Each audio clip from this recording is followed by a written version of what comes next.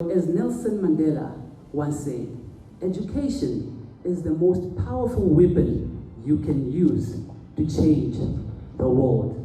We have freedom of speech, but have you ever wondered if there is freedom after speech? The protection of human rights is not a luxury, as uttered by one of the previous speakers.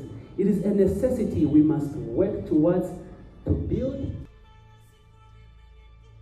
And say that the generation of now, we are more focused on what is next. But I would like to acknowledge that we acknowledge what has happened. However, I would like to ensure you that we are running and we are ready. Hand over the baton and you will see our speed.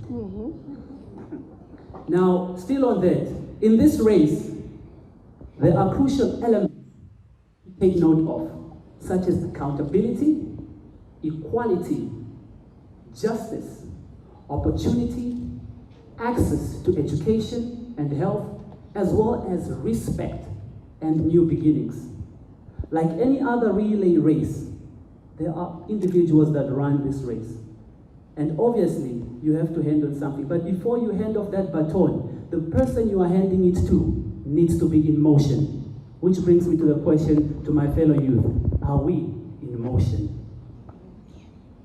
Moving on, to protect our future generation, which is the most important thing why I'm standing here, we need to look at a few things, of which I'll state in 5 segments. Firstly, we need to create a world of equality. It is crucial. A world of equality is crucial. As youth, we must be protected from any form of discrimination.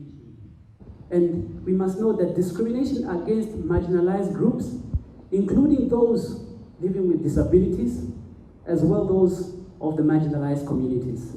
And it's also significantly challenged. We are different but unique.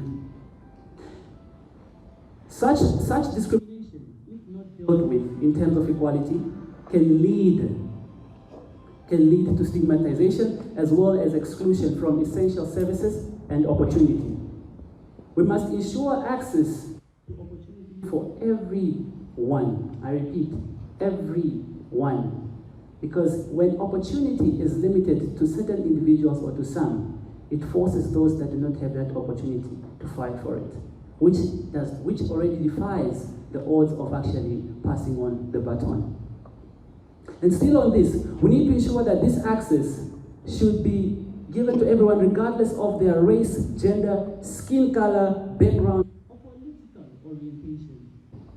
Allowing everyone to participate is crucial, and it helps us in recognizing and valuing our uniqueness for growth and for the development of this nation and that of South Africa.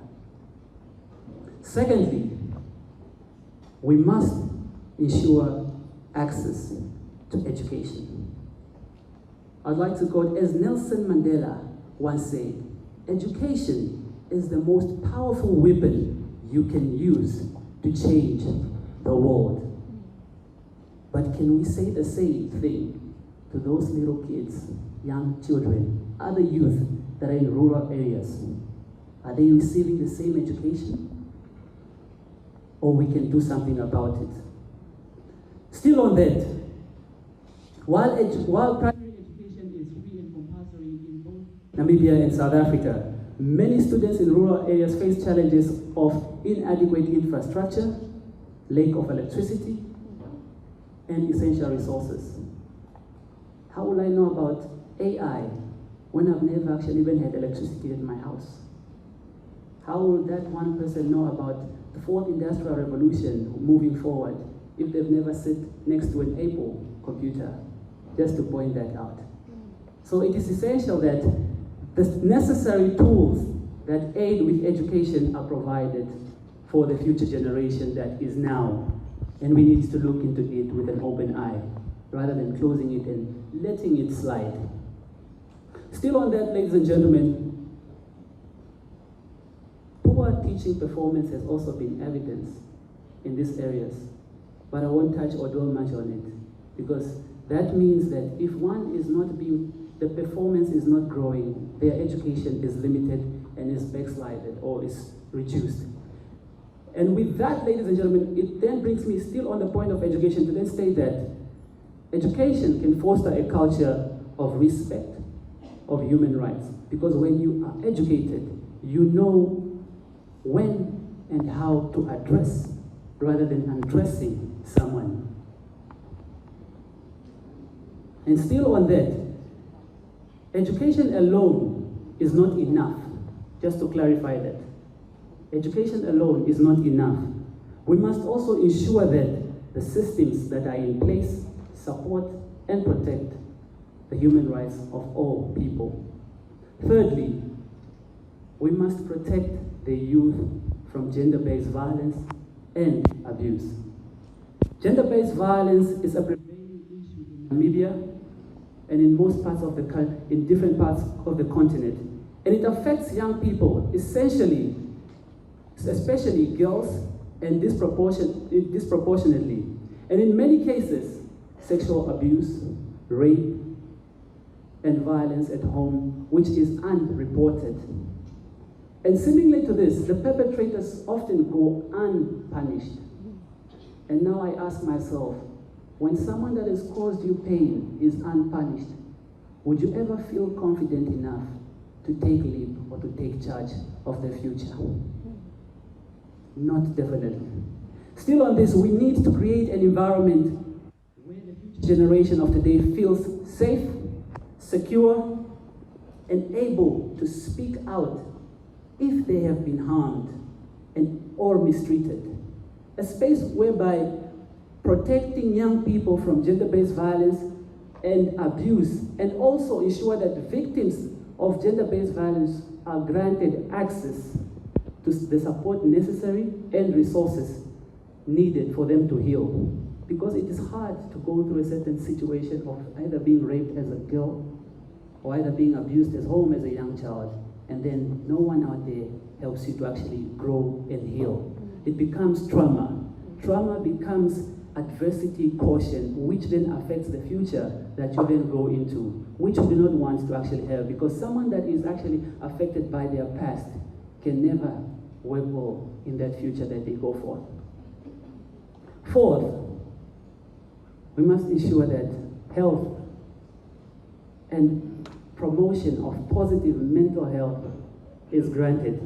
And moving on, that is granted to each and everyone. And while we look at that, we need to ensure that the fundamental human rights in terms of health of each individual are recognized universally and as well upheld. Young people need to be educated about health and access to these health facilities, because today it's very expensive about affordability in terms of health. I previously spoke to a friend a few weeks ago, and this was his saying: I can't afford to be sick when I'm in the city. I do not have the capacity. That should be an alarm that if someone doesn't have the capacity for their own health, how will they be healthy in the future? And moving on to my fifth point, ladies and gentlemen, as I summarize and round off, ladies and gentlemen, is that we need to create opportunity of growth, opportunity that addresses the youth unemployment. As we speak currently, there is a high rate significantly of youth unemployment in the country. And one might wonder as to what is happening. But if it's not addressed, they say the hungry will one day come to your dinner table, whether you like it or not. But if you feed your child that he or she grows knowing that my mother has showed me how to feed myself or has showed me how to grow my own vegetation, your child will never disturb you your entire life as you age out. Fifth, ladies and gentlemen, finally, in conclusion, justice is a crucial component of human rights. And by doing so, we need to, particularly for the youth, ensuring that the rights are respected and upheld. And make sure that the justice framework provided holding individuals and institutions accountable for these human rights is well up to date and standard, so that the violation so that it's not violated, and it provides mechanism that seeks to its readiness and reparation of those that are violated. Many might say or might have come across the statement, and I quote, this is my statement because I was thinking, I say that, look, we have freedom of speech. But have you ever wondered if there is freedom after speech? Moving on, in terms of laws and policies, the nation should stand strongly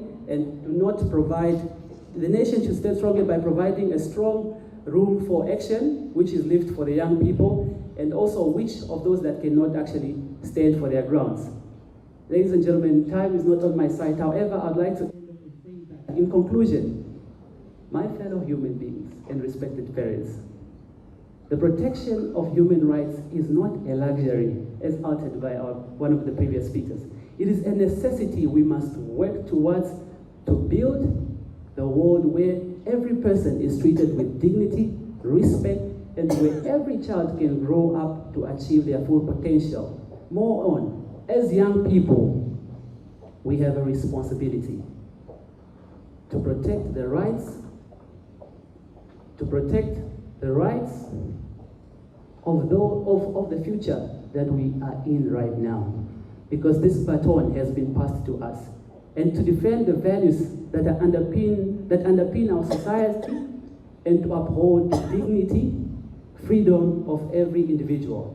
I therefore call on all of us to join hands in this noble quest and stand for the rights of every human being, for it's not only by doing so that we can secure a brighter future for ourselves and the future generation yet to come. Fellow human beings, if it's necessary, pass on the baton. We are ready. Thank you.